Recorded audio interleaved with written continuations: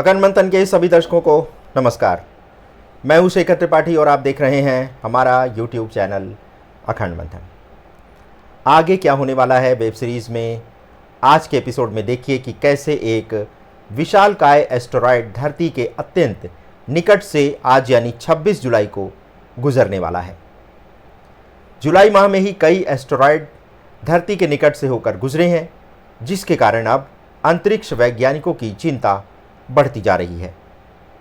ऐसी ही घटनाओं से वैज्ञानिकों के पसीने छूटे हुए हैं और अब तो भारतीय अंतरिक्ष संस्थान यानी इसरो चीफ एस सोमनाथ ने कहा है कि अगर ऐसे ही एस्टेरॉयड धरती के निकट से होकर गुजरते रहेंगे तो हो ना हो एक ना एक दिन ये एस्टेरॉयड ही धरती के अंत का कारण बन सकते हैं।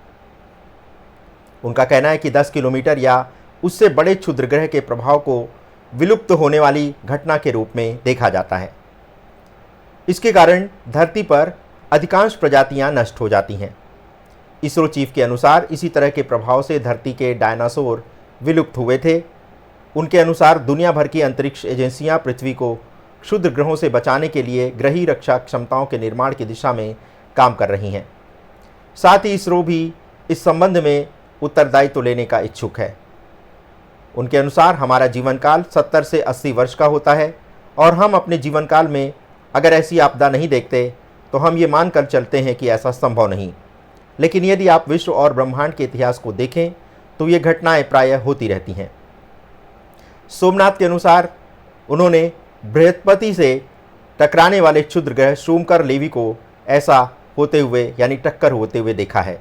यदि पृथ्वी पर ऐसी घटना होती है तो हम सभी समाप्त हो जाएंगे। ये वास्तविक आशंकाएं हैं जिसके लिए हमें स्वयं को तैयार करना चाहिए। हम ये नहीं जानते कि ये धरती माता के साथ हो।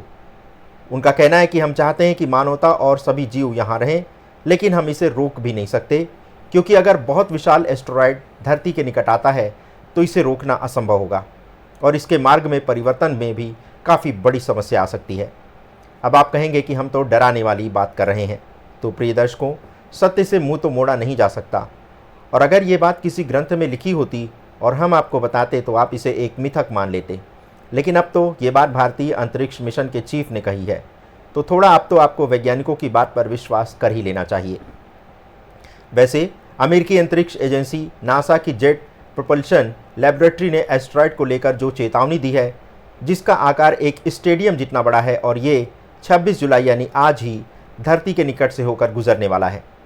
आपको बताते चलें कि नासा पृथ्वी के निकट आने वाली वस्तुओं की निगरानी करता है। अब आगे का समाचार ये है कि जिस एस्टेरॉयड के लिए नासा द्वारा ये चेतावनी दी गई है वह धरती के निकट आता ही जा रहा है। नासा द्वारा लगातार इस एस्टेरॉयड को ट्रैक किया जा रहा है ताकि यदि ये अपने मार्ग से भटके तो इसकी जानकारी जुटाई जा सके और फिर होने वाले संकट का आकलन किया जा सके। वैसे जितनी निकटता से ये एस्टेरॉयड धरती से होकर गुजर रहा है वह संभावित रूप से हमारे लिए एक बड़ा संकट पैदा कर सकता है। नासा की जेट प्रोपल्शन लेबोरेटरी यानी JPL ने निगरानी कार्यक्रम के हिस्से के तौर पर एस्टेरॉयड की चेतावनी जारी की है। JPL पृथ्वी के निकट से गुजरने वाली वस्तुओं को ट्रैक करता है और उनसे उत्पन्न होने वाले संभावित संकट के बारे में जानकारी एकत्र करता है।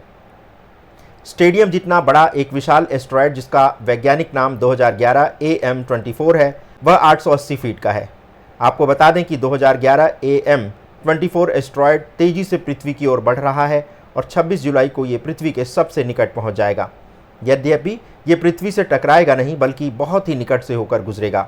2011 AM24 एस्टेरॉयड 22,320 किलोमीटर प्रति घंटे की गति से पृथ्वी की ओर आगे बढ़ रहा है और ये पृथ्वी से लगभग 40 लाख मील की दूरी से होकर गुजरेगा। नासा ने 2011 AM24 एस्टेरॉयड को NEO की श्रेणी में रखा है। 2011 AM24 एक विशालकाय एस्टेरॉयड है और पृथ्वी की ओर बढ़ रहा है, लेकिन क्या पृथ्वी को इससे कोई बड़ा संकट हो सकता है? नासा के अनुसार जो एस्टेरॉयड 46,50,000 मील से अधिक करीब नहीं आएंगे या फिर वो 460 फीट से छोटे हैं, उनसे संकट नहीं होता। लेकिन 2011 AM24 का आकार 880 फीट है।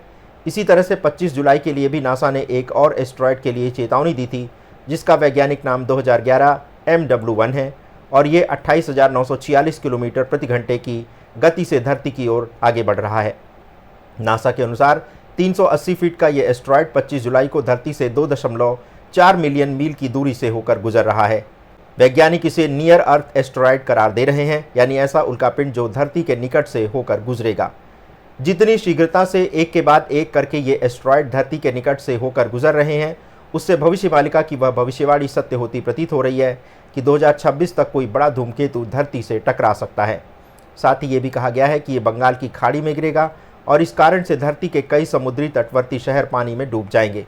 आपको बता दें कि प्रतिवर्ष उल्कापिंड धरती की ओर बढ़ते हैं, लेकिन धरती के निकट से होकर गुजर जाते हैं। लेकिन कई उल्कापिंड की कक्षा पृथ्वी की कक्षा से बहुत कम दूरी होती है और जिनकी कम दूरी होती है उनके टकराने की आशंका अधिक होती है। एस्ट्रॉयड या उल्कापिंड को क्षुद्र ग्रह कहा जाता है और इनका निर्माण अरबों वर्ष पूर्व सौरमंडल बनते समय हुआ है। इनमें से अधिकांश क्षुद्र ग्रह बृहस्पति और मंगल की कक्षाओं के बीच पाए जाते हैं। सोलर सिस्टम डायनामाइक वेबसाइट के अनुसार जुलाई 2024 तक 13,85,217 एस्ट्रॉयड का पता चल चुका है। ऐसे एस्ट्रॉयड जिनकी कक्षा सूर्य से 120 मील के अंदर होती है उन्हें NEO एस्ट्रॉयड कहा जाता है। वैसे तो 2029 तक कई एस्ट्रॉयड धरती के निकट से होकर गुजरेंगे, लेकिन 13 अप्रैल 2029 को पृथ्वी के निकट से गुजरने वाला एस्ट्रॉयड अपोफिस, जो कि नासा, इसरो आदि के अनुसार सबसे खतरनाक एस्ट्रॉयड में से एक है और ये धरती से टकरा सकता है। अगर ऐसा हुआ तो अपोफिस एक मध्यम कद के पूरे देश को मिटा सकता है। भविष्य मालिका के अनुसार भी एक बड़ा धूमकेतु जो आसमान में सूर्य की तरह दिखेगा, वो कलयुग के अंत में पृथ्वी से टकरा जाएगा। क्या वह धूमकेतु अपोफिस हो सकता है? वैसे मालिका के अनुसार यही वह धूमकेतु हो सकता है जिसके संयोग कुछ इस तरह से बनते हुए दिखाई दे रहे हैं। 13 अप्रैल 2029 यानी 2029 में ये वर्ष हिंदू वर्ष का आखिरी दिन होगा। 14 अप्रैल से हिंदू नववर्ष का आरंभ होगा और मालिका के अनुसार भी ये एक नया अंक होगा। यह एस्ट्रॉयड पूर्वी गोलार्ध से भी होकर गुजरेगा और मालिका के अनुसार वो धूमकेतु का एक टुकड़ा बंगाल की खाड़ी में भी गिरेगा। 13/4/2029 यानी 1 + 3 मिलाकर के 4 अंक होते हैं और 2029 को भी जब आप आपस में जोड़ेंगे तो इसमें भी सब अंक 4 हो रहे हैं और ज्योतिष के अनुसार ये राहु का अंक हो जाता है। यानी धूमकेतु या उल्कापिंड को लेकर लोगों के अंदर बहुत भ्रम पैदा होगा। कई लोगों के अनुसार नेस्ट्रेडमस ने भी 2029 को ही युग के अंत का समय बताया है। मालिका के अनुसार 13 अंक धर्म संस्थापना का अंक है और कल की भगवान की मुख्य लीलाएं 13 के अंक में ही होंगी। 13 अप्रैल के दिन साल का अंक भी 2029 यानी 2 + 2 + 9 यानी 13 होता है। मालिका के अनुसार भी 29 अंक में धर्म संस्थापना पूर्ण होगी, तो वो 29 अंक शायद 2029 भी हो सकता है। अब प्रश्न ये है कि क्या लाखों वर्ष पूर्व जैसे डायनासोर प्रजाति विलुप्त हो गई थी, क्या वैसा समय 2029 में भी आने वाला है? इसके लिए तो हमें समय की प्रतीक्षा करनी होगी। लेकिन जिस प्रकार से बहुत शीघ्रता में एस्ट्रॉयड के धरती के निकट से गुजरने की घटनाएं हो रही हैं, उसे देखते हुए ये कहा जा सकता है कि महाविनाश का समय आकस्मिक रूप से कभी भी आ सकता है। अब तो वैज्ञानिक भी ऐसी आशंका से इनकार नहीं कर रहे हैं।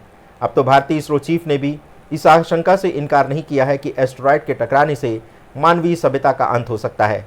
उनका कहना है कि कई बार तो हमें इन एस्ट्रॉयड के आने का पता चल जाता है तो हम इनकी दिशा बदल सकते हैं, लेकिन कई बार ऐसा नहीं हो पाएगा या फिर ये असंभव सा होगा। तो इसके लिए हमें अभी से नई तकनीकी का विकास करना होगा ताकि हम एस्ट्रॉयड की दिशा बदलने के लिए वहाँ भारी प्रोब्स भेज सकें ताकि धरती को इस अनहोनी से बचाया जा सके। इसके लिए भारत संसार भर की स्पेस एजेंसी के साथ मिलकर कार्य करने को तैयार है। वैसे एस्ट्रॉयड के खतरे के संबंध में इसरो टेलीमेट्री ट्रैकिंग और कमांड नेटवर्क के एसोसिएट डायरेक्टर अनिल कुमार के अनुसार ये पता लगाने के लिए प्रयोग चल रहे हैं कि क्या 1 वर्ष के भीतर किसी क्षुद्र ग्रह के धरती से टकराने की आशंका है और क्या हम इस महाविनाश से बचाव के लिए तैयार हैं। वैसे इसरो चीफ एस सोमनाथ के अनुसार 10 किलोमीटर या उससे बड़े क्षुद्र ग्रह के प्रभाव को विलुप्त होने वाली घटना के रूप में देखा जा सकता है और इसके कारण धरती पर अधिकांश प्रजातियां नष्ट हो सकती हैं। तो दर्शकों, आज आगे क्या होने वाला है कि आज के एपिसोड में बस इतना ही। आपको सावधान करते चलें कि आज धरती के निकट से एक बहुत ही बड़ा एस्टेरॉयड गुजरने वाला है और इसके लिए नासा समेत संसार भर की स्पेस एजेंसियों द्वारा एक चेतावनी जारी की गई है। तो मिलते हैं कल आगे क्या होने वाला है कि एक नए अंक में। तब तक के लिए हमें अनुमति दें। धन्यवाद। नमस्कार।